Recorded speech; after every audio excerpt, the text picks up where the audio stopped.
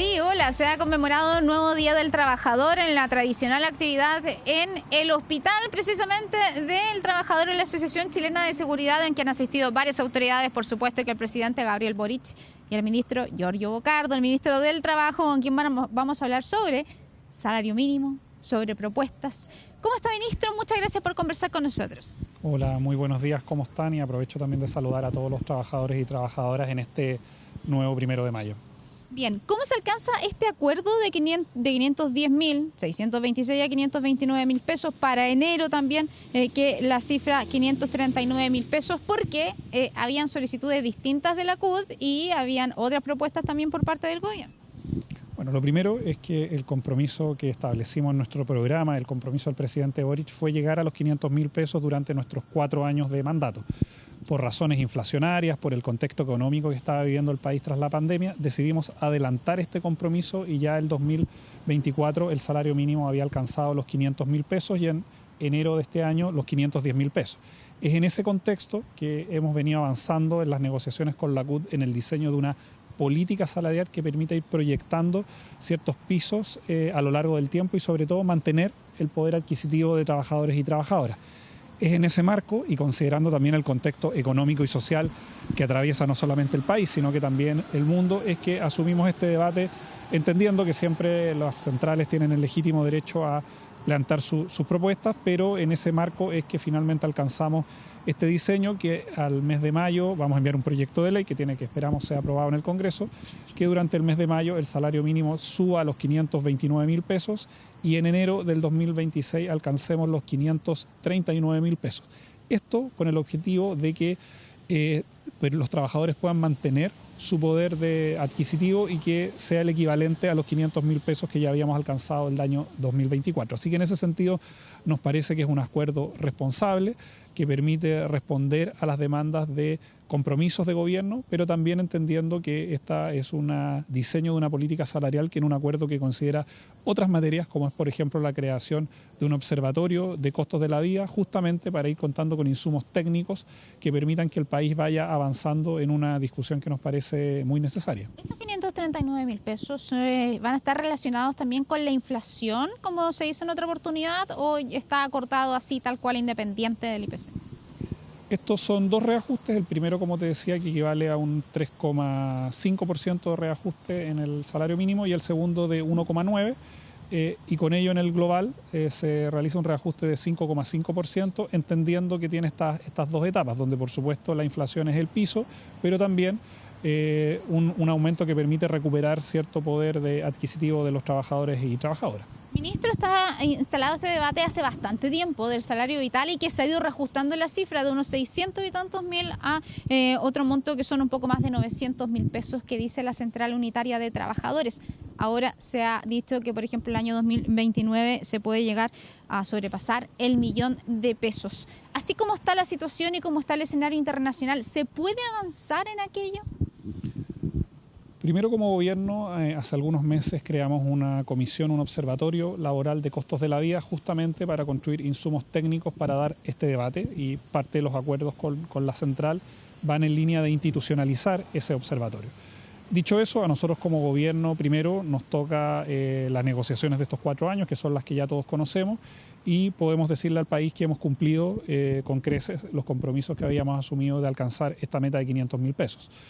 Nos parece que es un debate legítimo, pero serán otros gobiernos en otras negociaciones los que tendrán que considerar tanto estas demandas, los costos y las necesidades de la ciudadanía, así como también los contextos económicos y sociales que, como hemos visto, han sido bastante cambiantes en los últimos meses, y lo que nosotros podemos decir es que este diseño de política salarial de salario mínimo, por un lado, recoge las expectativas y los anhelos de alzas que nos parecen que son justas, pero también son ajustes que hemos hecho con responsabilidad, con gradualidad, con apoyo a las pymes, justamente también con el objetivo de proteger los puestos de trabajo, que es lo que hemos observado que se ha cumplido en los últimos años en el mercado laboral también.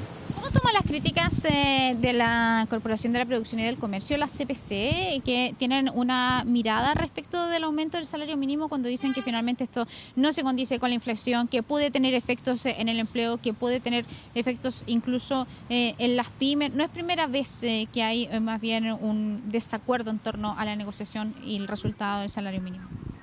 Primero, la negociación de salario mínimo ha sido históricamente entre el gobierno y la CUT, y ese es en el marco de las conversaciones que se finalmente proponen los proyectos de ley que enviamos el día de ayer al Congreso. En segundo lugar, y quizás tú lo pudiste ver aquí en la actividad de la H, más allá de las legítimas diferencias que todos los actores del mundo del trabajo podemos tener, hay un espíritu de acuerdo, de diálogo y de conversación, y es en ese marco que entendemos las opiniones que ha emitido la presidenta de la CPC. Dicho eso, me gustaría insistir que todo el diseño de estos 4 años en materia de salario mínimo ha incorporado medidas que justamente buscan proteger también y acompañar a las pymes en estos procesos, entendiendo que el salario mínimo además afecta alrededor de 900.000 personas, mayoritariamente mujeres, y que va en beneficio directo de las familias más necesitadas del país. La gradualidad y los mecanismos de protección a las pymes han sido la forma en cómo gobierno hemos avanzado en esa línea, y de momento al menos no hemos visto efectos negativos relativos a las políticas de salario mínimo, 40 horas y otras en el mercado laboral. Ministro, a propósito de salario, es un aspecto que consideran muchas personas trabajadoras, obviamente, al conseguir un empleo. Y están aquellos que prefieren la informalidad y quedan fuera de cualquier cobertura social. Y la informalidad, claro, efectivamente bajó, llega a un 25,8%. Sin embargo, sigue siendo una cifra alta. ¿Cómo se puede trabajar en aquello, reducir la informalidad y que el salario sea también satisfactorio para esta gente que prefiere no estar en el sistema? Durante este gobierno se han creado 600.000 puestos de trabajo, de los cuales más del 90% son puestos de trabajo formales. Al mismo tiempo que tenemos la cifra de informalidad más baja desde que tenemos registro en 25,8%. En ese sentido, son cifras que uno, obviamente, como Ministerio del Trabajo y Previsión Social siempre nos tienen que mantener ocupados. Son cifras que si uno los compara con los países de la OCDE pueden ser relativamente altas. Si uno los compara con los países de América Latina son bastante más bajas que el promedio. Pero lo relevante son 2 cuestiones. La primera es que hemos desplegado políticas muy concretas para reducir la informalidad durante este gobierno. Hemos aumentado las capacidades fiscalizadoras de la Dirección del Trabajo a empresas que, siendo formales, tienen a trabajadores sin contrato o sin pago previsional. Cerca de 750.000 de los 2,4 millones de informales trabajan en empresas formales que no cumplen con la normativa laboral, y para eso el foco va a estar puesto en la fiscalización. Segundo, hicimos un trabajo con impuestos internos para incorporar a los trabajadores de plataforma, que son los riders, los que prestan servicios de transporte de pasajeros, que tenían una prevalencia de informalidad muy alta, y con una gestión del gobierno coordinadamente con Servicios de Impuestos Internos y Trabajo logramos pasar a 80.000 de esos trabajadores a la formalidad.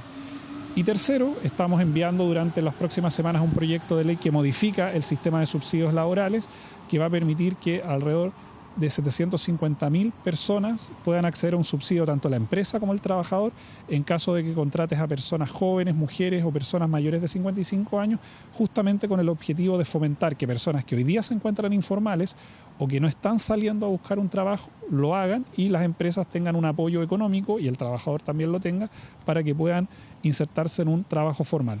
Creo que es algo que compartimos, tanto empresarios, trabajadores y gobierno, es que hay que enfrentar la informalidad, pero para eso se quiere, por un lado, apuntar bien los diagnósticos, no caer en estas muchas veces noticias falsas que dicen la informalidad está subiendo en los últimos meses, porque lo que observamos es que está bajando. Pero dicho eso, nuestra preocupación es enfrentarla con políticas públicas concretas, y creemos que la reforma al sistema de subsidios laborales va a ser una herramienta que va a permitir que el país sea mucho más resiliente ante las distintas coyunturas, que a veces son por situaciones internacionales, en otros casos son por cambio tecnológico, o en otros por incendios, inundaciones, o por ejemplo como ocurrió en el cierre de Huachipato. Entonces vamos a dejar una institucionalidad más preparada, y esperamos que el Congreso reciba de buena manera esta reforma, que creemos que va a ser fundamental en los próximos años. Ministro, bueno, estamos conmemorando el Día Internacional del Trabajador. La CUT no solo habla de salario, habla de otras cosas también, entre ellas en lo que tiene que ver con la negociación ramal. Todos los años han dicho que de alguna manera el gobierno no está cumpliendo con el compromiso de enviar ese proyecto. ¿Cuándo se ingresa ese proyecto? ¿Creen que podrá estar aprobado ya al término de la actual administración? Como gobierno hemos comprometido en distintas instancias, primero como parte de un programa de gobierno, también en las distintas cuentas públicas que ha dado el presidente, y en esta última negociación con la central definimos un mecanismo a partir del cual puede haber un camino para que entre los meses de septiembre y octubre se presente un proyecto de ley de negociación colectiva multinivel. Es un proyecto que tenemos que ir cerrando como ejecutivo para que finalmente pueda ser enviado al Congreso. Y lo relevante de esto es que creemos que el país tiene que dar este debate.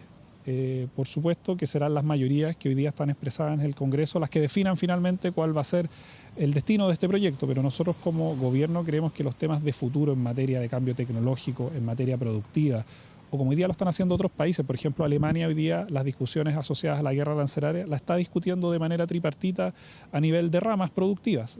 Por lo tanto, cuando tú quieres enfrentar los temas de futuro, tener herramientas como esta puede ser muy relevante para enfrentar los desafíos que el país va a tener en los próximos años. Así que en ese sentido, nosotros lo que hemos acordado es enviar un proyecto de ley entre los meses de septiembre y octubre, y será el Congreso el que tendrá que evaluarlo, pero nosotros lo que sí nos parece como gobierno que no se puede negar el debate y la discusión. Podrán haber diferencias, la CPC ha planteado la suya, la CUT también ha planteado sus posiciones, pero creo que este tipo de debates el país los tiene que dar y es parte de la agenda que nos hemos trazado y esperamos que en el mes de septiembre-octubre este proyecto esté ingresado en el Congreso. Bueno, son varios los temas.